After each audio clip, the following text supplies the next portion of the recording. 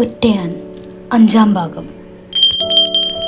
മിനിറ്റുകൾ മണിക്കൂറുകളായി തുടങ്ങി. കാത്തിരിപ്പ് നീളുകയാണ്. ദേവി വന്നിട്ട് വേണം നടന്നു തുടങ്ങാനും. ദേവിയുടെ കൂടെയുള്ള ഈ പ്രഭാത സവാരി തന്നെ ചെറുപ്പത്തിലേക്കായിരുന്നു കൊണ്ടുപോയത്. കൂടെയുള്ള ഓരോ കാലടികളും ഓരോ നിമിഷങ്ങളും തന്നിൽ യുവത്വത്തിൻ്റെ ചിറകുകൾ മുളപ്പിച്ചു തുടങ്ങി. ആ സ്വരം മതി, ആ ഉച്ഛ്വാസവായുവിൻ്റെ ശബ്ദം മതി, ആ വസ്ത്രത്തിൻ്റെ മണം മതി, ആ മുഖം മതി, ആ സാന്നിധ്യം മതി തന്നെ ഉന്മേഷപ്പെടുത്താനും. ഇന്ന് കുറേ സംസാരിക്കണം, കൂടുതൽ അറിയണം, കുടുംബത്തെക്കുറിച്ച്, ഭർത്താവിനെക്കുറിച്ച്, അങ്ങനെ എല്ലാം. തനിക്കല്ലേ വിശേഷങ്ങളില്ലാത്തത്, ദേവിക്കുണ്ടാകും ഒരുപാട്. കേൾക്കാം, കേട്ടുകൊണ്ടിരിക്കാം, അത് തന്നെ സ്വപ്നസമാനമാണ്. പക്ഷേ ഈ കാത്തിരിപ്പ് രാവിലത്തെ ഭക്ഷണവും ഉച്ചഭക്ഷണവും വൈകുന്നേരത്തെ ഭക്ഷണവും ഒഴിവാക്കിയുള്ള ഉപവാസമായി. അന്നും കണ്ടില്ല, പിറ്റേ ദിവസവും. തൻ്റെ ഫ്ലാറ്റിൻ്റെ ജാലകത്തിലൂടെ ദേവി കാണിച്ചു തന്ന ആ ഫ്ലാറ്റും ജാലകവും എന്നും മേനോൻ നോക്കുമായിരുന്നു. നോക്കുമ്പോഴെല്ലാം ആ ജാലകവിരിയുടെ അരികു പറ്റി അവൾ ഉണ്ടാകുമായിരുന്നു. മേനോൻ കാത്തിരുന്നു. ഇളം കാറ്റിൻ്റെ തലോടലിൽ ദേവിയുടെ ഫ്ലാറ്റിൻ്റെ ജാലകത്തിൻ്റെ നീലിമയാർന്ന വിരി അല്പമെങ്കിലും മാറണേ എന്ന പ്രാർത്ഥനയിലായി മേനോൻ. ഇത്രയും കാലമായി ഒരു ഈശ്വരനെയും വിളിച്ചപേക്ഷിക്കാത്ത മേനോൻ പ്രാർത്ഥിച്ചു, തൻ്റെ ദേവിക്ക് ഒരാപത്തും വരുത്തല്ലേ എന്ന്, അവളെ കാത്തുകൊള്ളണമേ എന്ന്. കാണാത്തതിലുള്ള വിഷമം കരച്ചിലിൻ്റെ വക്കോളമായി. ചുട്ട് പഴുപ്പിച്ച് ബലപ്പെടുത്തിയ ചൂരലുകളുമായി അച്ഛൻ്റെ കൈ കുഴയുന്നത് വരെ, തൻ്റെ മുതുകും കൈയും കാലും പൊട്ടി ഒലിക്കുന്നത് വരെ അടിച്ചിട്ട് പോലും ഒരു തുള്ളി കണ്ണീർ വരാത്ത താൻ ഇന്ന് കരയുകയാണ്. കണ്ണ് ധാരധാരയായി ഷർട്ടിൻ്റെ മുൻഭാഗം നനച്ചൊഴുകുകയാണ്. ദേഷ്യവും സങ്കടവും ആയി കയ്യിൽ കിട്ടിയ പാത്രങ്ങൾ നിലത്തടിച്ചു തകർത്തു. ഫോൺ വിളിക്കാനായില്ല. അവൾക്ക് എന്തെങ്കിലും സംഭവിച്ചെന്നറിഞ്ഞാൽ തനിക്ക് താങ്ങാനാവില്ല. താൻ പുനരുത്ഥാനത്തിൻ്റെ പാതയിലായിരുന്നു. ആ പാതയിലും കണ്ണുകളിലും മനസ്സിലും ഇരുട്ട് കയറുകയാണ്. അവൾക്ക് എന്തെങ്കിലും സംഭവിച്ചാൽ താൻ പിന്നെ ജീവിച്ചിരിക്കില്ല. കാത്തിരിക്കാം. ഇത്രയും വർഷങ്ങൾ താൻ കാത്തിരുന്നില്ലേ? ഈ വരണ്ട ഭൂമിയിൽ ഒരിറ്റ് വെള്ളത്തിനായി കാത്തിരുന്നു. പക്ഷേ അവൾ നീർച്ചാലായല്ല, പെരുമഴയായനിൽ തിമിർത്ത് പെയ്തിറങ്ങി പ്രണയമഴ.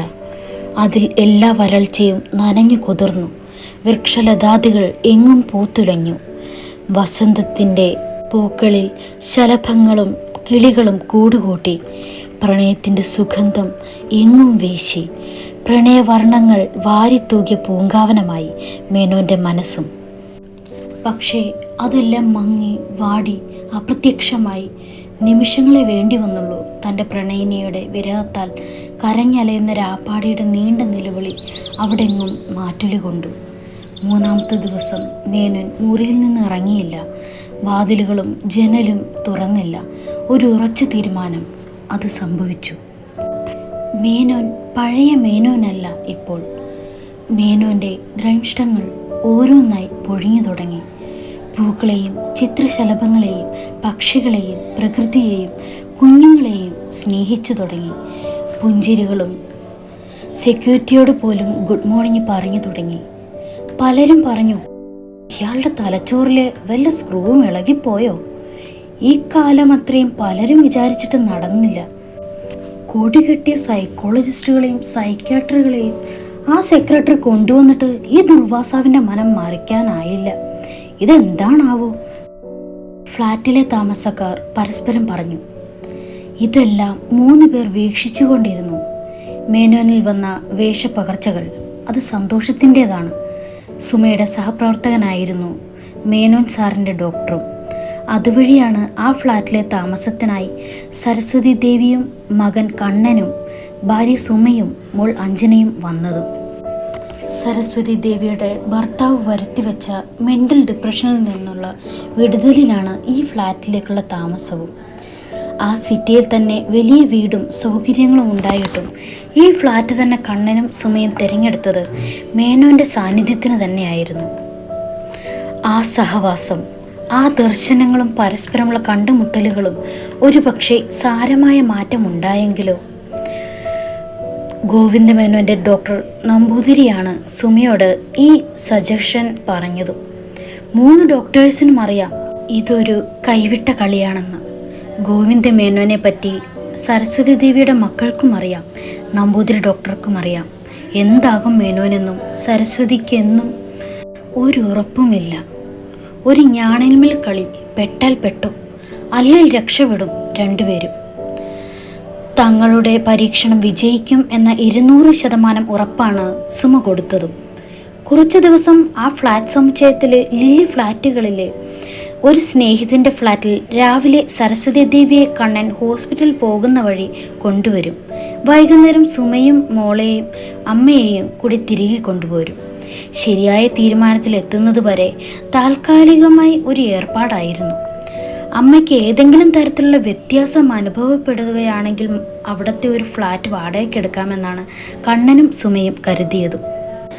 ഗോവിന്ദമേനോനെ ഫ്ലാറ്റിലെ ഏകാന്ത തടവിൽ നിന്നും മോചിപ്പിച്ച് പുറത്തെത്തിച്ചത് നമ്പൂതിരിയുടെ മിടുക്കും ചികിത്സാ രീതിയുമാണ്. അതിന് കണ്ണനും നമ്പൂതിരിയും കൂടി ചാക്കിട്ടത് നമ്പൂതിരിയുടെ ക്ലാസ്മേറ്റായ ഈ ഫ്ലാറ്റുകളുടെ സെക്രട്ടറിയായ ബാങ്ക് മാനേജരെയാണ്. അതിനു വേണ്ട എല്ലാ ചെലവുകളും ബാങ്ക് മാനേജർ ഒന്നും വേണ്ടെന്ന് പറഞ്ഞെങ്കിലും കണ്ണനാണ് നടത്തിയത്. തൻ്റെ അമ്മയെ കേരളത്തിലെ ഒട്ടുമിക്ക മാനസിക ആശുപത്രികളിലും കൊണ്ടുപോയെങ്കിലും ഒരാശ്വാസവും ഉണ്ടായിരുന്നില്ല. സരസ്വതി ദേവിയുടെ കുടുംബ പശ്ചാത്തലങ്ങളും അതോടൊപ്പം മുമ്പ് പ്രപ്പോസലും ഒത്തിരി ഇഷ്ടവും സരസ്വതിയുടെ ഓഫീസറുമായ ഗോവിന്ദമേനോൻ്റെ കാര്യവും പറഞ്ഞു. അവസാനം പോയ ഹോസ്പിറ്റലിലെ സൈക്യാട്രിസ്റ്റിനോടാണ് ഇതെല്ലാം പറഞ്ഞതും. അദ്ദേഹമാണ് ഈ അഭിപ്രായം അറച്ചറച്ചാണെങ്കിലും കണ്ണനോടും സുമയോടും പങ്കുവെച്ചത്. കാരണം സർവീസ് ക്വാട്ടയിൽ IAS എടുത്ത മാഡത്തിനെയാണ് പരീക്ഷണത്തിനായി താൻ ശുപാർശ ചെയ്തതും. അതിൻ്റെ ജാള്യതയായിരുന്നു ആ ഡോക്ടർക്കും. എല്ലാം ശുഭപര്യവസായിയാകാൻ അറിയുന്ന ക്ഷേത്രങ്ങളിലും അമ്മയുടെ ഇൻറ്റിമേറ്റായ സെയിൻറ്റ് മേരീസിലും നേർച്ചകൾ നേർന്നു. ഇനിയെല്ലാം ദൈവകരങ്ങളിൽ. കൂടുമാറ്റം, അതായത് കൊച്ചുമോൾ കൂടെയുണ്ടെങ്കിലും വളരെ വയലൻ്റ് അവസ്ഥയിലാണ് ഇങ്ങോട്ട് യാത്രയായത്. സ്ഥിരം താമസമാക്കാനല്ലെന്നും പകൽ മാത്രമേ അവിടെ പോകുന്നുള്ളൂ എന്നും മോൾക്ക് ഇനി ഒരാഴ്ച അവധിയല്ലേ, അവളുടെ കൂട്ടുകാരിയുടെ വീട്ടിലാണ് അമ്മയെ കൊണ്ടുപോകുന്നതെന്ന് പറഞ്ഞപ്പോഴാണ് സരസ്വതി ദേവി സമ്മതിച്ചതും. ആദ്യ ദിവസം തന്നെ ഗോവിന്ദമേനോനെ ഒരു നോക്കെങ്കിലും കാണുന്ന രീതിയിലാണ് ആ ഫ്ലാറ്റിൽ താമസിപ്പിച്ചതും. 12ാം നിലയിലെ 12B-യിലായിരുന്നു മേനോൻ താമസിച്ചിരുന്നത്. തൊട്ടടുത്തുള്ള 12D-യിലായിരുന്നു സരസ്വതിയും കൊച്ചുമോളും. അമ്മയും കൊച്ചുമോളും ഓപ്പൺ ബാൽക്കണിയിൽ നിന്നും പതിയെ കോറിഡോറിലേക്ക് എത്തി. ഒരാൾ തന്നെ കടന്നു പോയതുപോലെ സരസ്വതിക്ക് തോന്നി. അത് തോന്നിയത് തന്നെയാകും, അത് സാറൊന്നുമല്ല. താൻ വർഷങ്ങളെ തേടി നടന്ന മുഖമല്ലത്. ഒന്നുകൂടി നോക്കി ഉറപ്പ് വരുത്തി അദ്ദേഹത്തിനെ മറ്റാരേക്കാളും തിരിച്ചറിയാൻ തനിക്കാകും.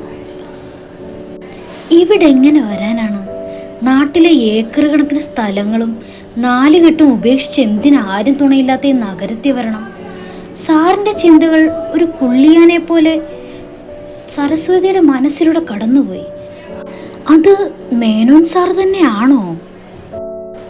ഒറ്റയാൻ തുടരും. കഥ മാനുവൽ ടി തോമസ്.